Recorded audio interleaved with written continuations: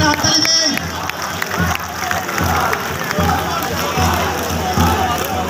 আমাদের মাঝে আরো উপস্থিত হয়েছে নাগরপুর উপজেলা ছাত্রদল, আমাদের মাঝে উপস্থিত হয়েছে দেলদর উপজেলা ছাত্রদল, আমাদের মাঝে উপস্থিত হয়েছে সরকারি সাদত কলেজ ছাত্রদল। আমাদের বড় মিছিল এসেছে আজকে।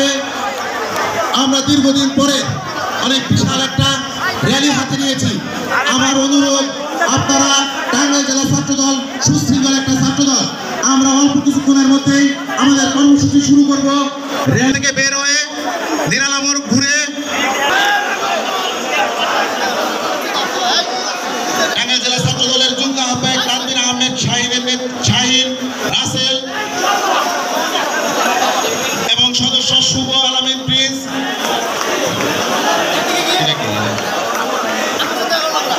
মাঝেদের নেতৃত্বে একটা বিশাল রাকিব শিশির আব্দুর শামীম এবং আমাদের মাঝে